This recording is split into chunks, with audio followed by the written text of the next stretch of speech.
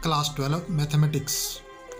Dear students, today we are going to learn about minors and cofactors of a determinant which plays an important role in finding the adjoint of a matrix and hence to find inverse of a matrix.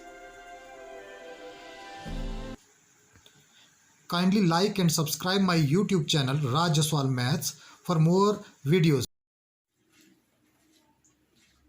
Hello dear students, कक्षा 12वीं के प्यारे बच्चों, आप सभी का इस video में स्वागत है। इस लॉकडाउन पीरियड में आप लोग घर से ई कंटेंट द्वारा पढ़ाई कर सकें, इसके लिए सरकार ने भी व्यवस्था शुरू की है। आपको डेली ई कंटेंट जो है वो हर घर पाठशाला कार्यक्रम के तहत भेजा जा रहा है।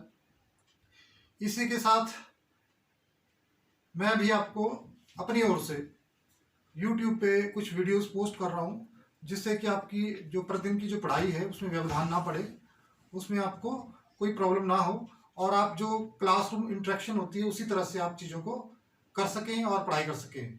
तो डियर स्टूडेंट्स, आज हम जो डिटर्मिनेंट का टॉपिक है उसी से कुछ नई चीज़ करेंगे आज थोड़ा सा। और तो बात करेंगे आज कोफैक्टर्स एंड माइनर्स की। तो किसी डिटर्मिनेंट के कोफैक्टर और माइनर्स क्या होते हैं तो उसके बारे में बात करेंगे। तो कोफैक्टर्स एंड माइनर्स, सबसे पहले माइनर्स की बात करेंगे। माइनर्स क्या होते हैं? सबसे पहले जो माइनर्स होते हैं और या कोफैक्टर होते हैं वो किसी डिटर्मिनेंट के निकलते हैं, इसलिए कोई स्क्वायर आपकी डिटरमिनेंट होगा उसी के कोफैक्टर और माइनर्स निकलेंगे। तो माइनर्स निकालने के लिए जैसे कि आपका कोई मैट्रिक्स है, जैसे मैं उसकी एक 3x3 या 2x2 मैट्रिक्स लिखता हूं। तो जैसे एक मैट्रिक्स का एक डिटरमिनेंट लिख रहा हूं और उसके element a11 a12 a13 a21 a22 a23 a31 a32 a33 एक डिटर्मिनेंट है और उसका ऑर्डर है 3। इसके जो माइनर निकालने होंगे वो सभी एलिमेंट के अलग अलग माइनर निकलेंगे। तो जैसे कि मैंने माइनर निकालना है पहले एलिमेंट का, जैसे इसका माइनर निकालना है a11 का, ये माइनर होगा। किसका निकाल रहे हैं? a11 का। इसका निकाल रहे हैं, इसको a11 से डिनोट कर रहा हूं क्योंकि फर्स्ट एलिमेंट का ये माइनर निकल रहा है, पहले रो का पहला एलिमेंट, ये पहले कॉलम का पहला एलिमेंट। तो उसको निकालने के लिए सिर्फ आपने क्या करना है, जिस रो और जिस कॉलम में ये एलिमेंट है, जैसे ये फर्स्ट कॉलम में है तो फर्स्ट कॉलम ये है और फर्स्ट रो में तो ये फर्स्ट रो है, इसको इलिमिनेट कर देंगे तो 4 एलिमेंट आपके पास बचेंगे यहाँ पे। इस केस में ये 4 बचते हैं, a22 a23 a32 a33। इसको सॉल्व करेंगे तो आपके पास आ जाएगा a33 a22 मल्टीप्लाई करेंगे और माइनस a23 एंड a32। ये जो वैल्यू आएगी it will give you the minor of first element. Similarly हम और एलिमेंट्स के भी माइनर ऐसे निकालेंगे, जैसे मैं इसमें एक और निकाल रहा हूँ, कोई भी निकाल सकते हैं। जैसे a22 का निकालना है, a22 का माइनर निकाल रहा हूँ, माइनर निकाल रहा हूँ मैं a22 का। तो इसको कैपिटल ए से लिख रहा हूं मैं a22।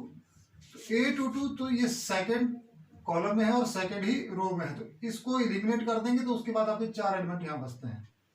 जैसे a11 है, a13 है, a31 है और a33 है। इसको सॉल्व करेंगे, क्रॉस मल्टीप्लाई करके सब्ट्रैक्ट कर देंगे तो a11 a33 minus a13 and a31।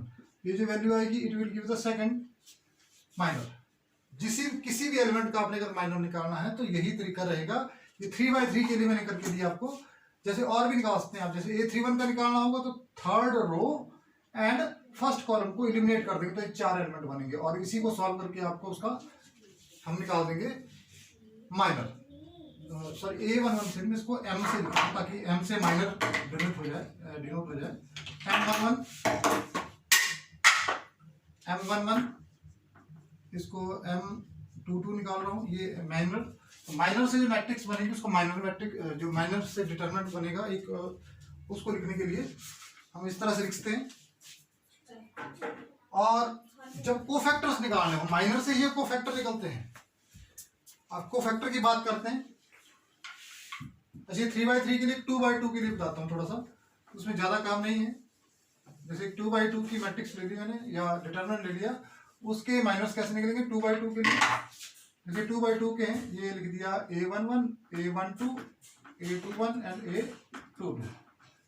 इस केस में माइनर निकालने होंगे। तो पहले का जो माइनर होगा M11 माइनर, तो इसको और इसको एलिमिनेट कर देंगे, first row and first column. First row और फर्स्ट कॉलम खत्म करेंगे तो क्या बचेगा, A22 बचेगा, तो इट इज द माइनर। उसी तरह से A12 निकालना होगा, A12 को इसको एलिमिनेट कर देंगे तो क्या बचेगा A21, तो A21 आ गया। और जब इसका निकालना हो तो इसको एलिमिनेट कर देंगे तो क्या बचेगा A12, M21 की वैल्यू A12 आ जाएगी। और इसको जब निकालना हो तो इसको एलिमिनेट कर देंगे, इसको और इसको, तो क्या बचेगा A11 बचेगा, तो M22 की वैल्यू A11 आ जाएगी। तो इस तरह से आप 2/2 के लिए निकालते हैं और 3/3 के लिए मैंने आपको बता दी कैसे निकालते हैं। अब कोफैक्टर की बात करें, कोफैक्टर्स भी निकाल सकते हैं। अच्छा, एक चीज और, माइनर निकालने के लिए आपको जो डिटरमिनेंट दिया होगा उसका ऑर्डर जो है, माइनर के लिए जो डिटरमिनेंट का ऑर्डर है, ऑर्डर जो है that should be greater than equal to 2। यानी कि अगर कोई 1/1 की स्क्वायर मैट्रिक्स है, उस केस में आप माइनर नहीं निकाल सकते, ना कोफैक्टर निकाल सकते हैं। तो ये ध्यान रखना है कि जब भी माइनर निकालना है या कोफैक्टर निकालना है तो कम से कम 2 उसका ऑर्डर होना चाहिए, 2/2 की वो एक डिटरमिनेंट होना चाहिए। उससे ज्यादा भी होता है, 3/3 का भी होता है। अब हम बात करेंगे कोफैक्टर्स की। कोफैक्टर भी माइनर से निकल जाते हैं, इसी में निकाल रहा हूँ कोफैक्टर्स।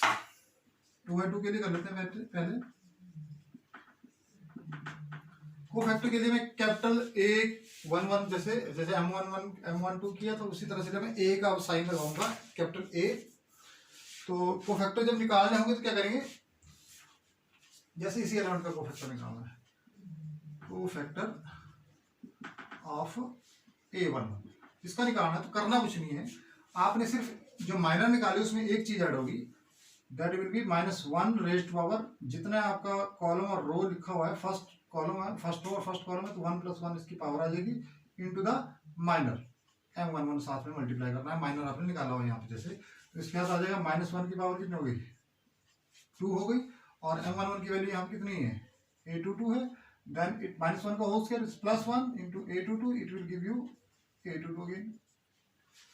कोफैक्टर ऑफ A12 जब निकालना तो -1 की पावर कितनी हो जाएगी, 1 + 2 हो जाएगी, इंटू सेकंड माइनर आपका A12 है। तो इसके बाद जब सॉल्व करेंगे तो -1 की पावर कितनी हो गई, 3 हो गई, 1 + 2 3। एंड M12 की वैल्यू कितनी है मेरे पास, A21 है, then it will give you -1 into A21। इस तरह से आप चारों के चारों कोफैक्टर्स में निकाल सकते हैं। 3/3 के लिए भी कोफैक्टर बता देता हूँ कैसे निकालने हैं। सिर्फ माइनर जो निकाले वहीं से आपके कोफैक्टर निकलते हैं, सिर्फ उसके साथ -1 की पावर क्या आ जाएगी, जिस रो और जिस कॉलम में जो एलिमेंट है उसके जो नीचे स्क्रिप्ट लगी होती है, नंबर लिखा होता है जो भी, वो आपने ऐड करना है, -1 की power into the minor of that element. जैसे कि कोफैक्टर लिखना है 3/3 का, एक मैं मैट्रिक्स ले रहा हूँ, उसके माइनर भी निकाल रहा हूँ, कोफैक्टर भी निकाल रहा हूँ, उससे आपको सब क्लियर हो जाएगा।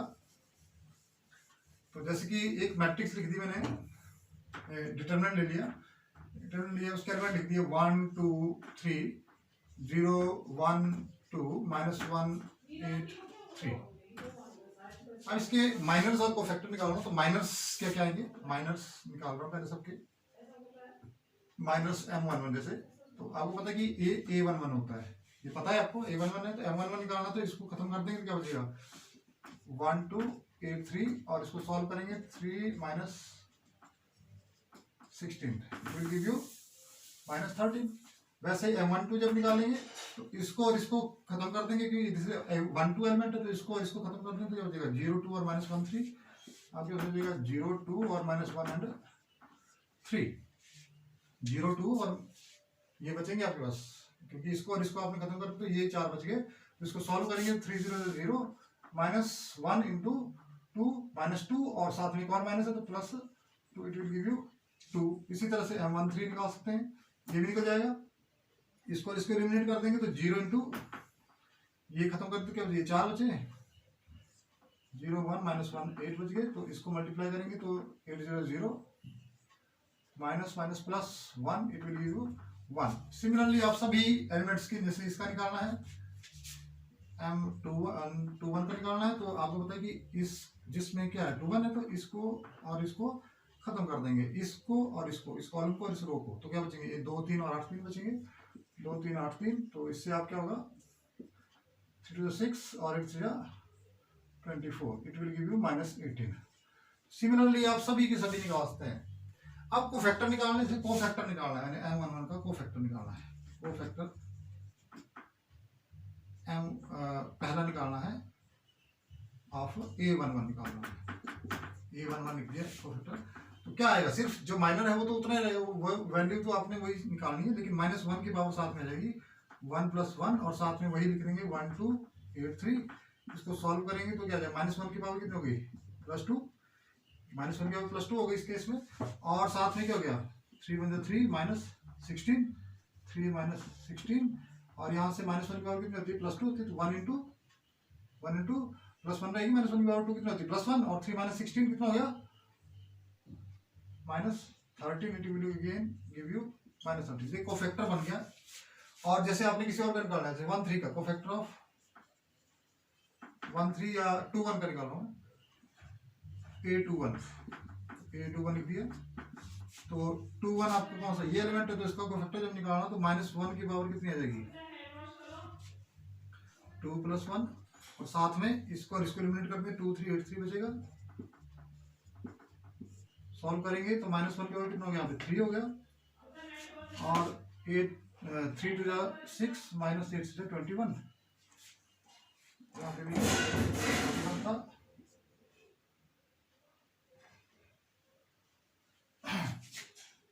यहाँ -15 आएगा, तो इस केस में -1 की पावर 3 कितना होता है, -1 × -15, इट विल गिव +15। तो इस तरह से मैं कोफैक्टर्स सारे के सारे निकाल सकता हूँ। तो कोफैक्टर्स से फिर एक डिटरमिनेंट भी बनता है, या मैट्रिक्स बनाएंगे तो मैट्रिक्स भी बनती है, आगे जरूरत पड़ेगी कोफैक्टर से रिलेटेड। इसके बाद आपका एक चीज और है, जब आप कोफैक्टर निकाल रहे हैं, जैसे मैं ये 3 मैंने कोफैक्टर निकाले हैं, जैसे ये यहाँ पे 3 माइनर है, कोफैक्टर भी निकाल सकता हूँ तीनों। तो इसके लिए मैं चलो एक दोबारा कर देता हूँ, एक और क्वेश्चन लिख चलते हैं।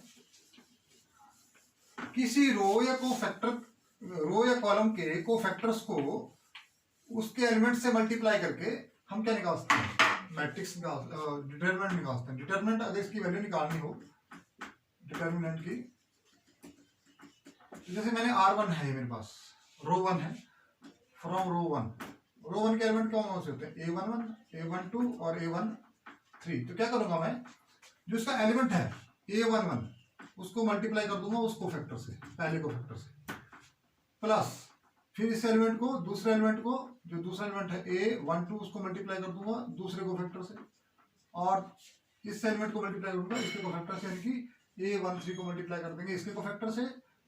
तो आपको क्या निकल जाएगी, डिटरमिनेंट की वैल्यू निकल जाएगी।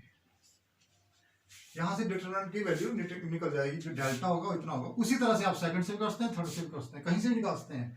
अभी तक आपने एक ही तरीका पढ़ा था कि एलिमिनेट करने का कैसे डिटरमिनेंट को निकालते हैं, अब मैं आपको सभी का बताता हूँ। इसी तरह से ये वैल्यू आएगी, यहाँ से भी इतनी आएगी, अगर आप इससे करेंगे तब भी इतनी आएगी। A21 को मल्टीप्लाई करेंगे सेकंड कोफैक्टर से, इसका 21 का कोफैक्टर होगा जो, और A22 को करेंगे उसके कोफैक्टर से, और A32 को करेंगे अगर उसी के कोफैक्टर से, तो आप फिर से आपको डिटरमिनेंट की वैल्यू सेम आएगी, इक्वल होंगी सारी, सेम आएगी। उसी तरह से आप तीसरे से करेंगे तब भी इतनी आएगी, और कॉलम से करेंगे तब भी उतनी आएगी, इस सेकंड कॉलम से करेंगे, थर्ड कॉलम से करेंगे तो तब भी उतनी ही आएगी, लेकिन तरीका सेम रहेगा। एक चीज और है, अगर आप किसी रो के या किसी कॉलम के if cofactors of any column or row is multiplied with the elements of any other row or column will be 0। तो ध्यान दीजिए, एग्जाम्पल के लिए ले रहा हूं, जैसे कि आप मान लिए रो के जो कोफैक्टर है उसको मल्टीप्लाई कर रहा हूँ इसके एलिमेंट से, तो जैसे कि मान लिया A21 है, A21, A22, A23 जो है वो दूसरे रो के मेरे पास एलिमेंट है, उसको मल्टीप्लाई कर दूंगा पहले वाले के कोफैक्टर से A11 और प्लस कर दूंगा दूसरे से, और इसका कोफैक्टर बनेगा A12 और इसका तीसरे का A13।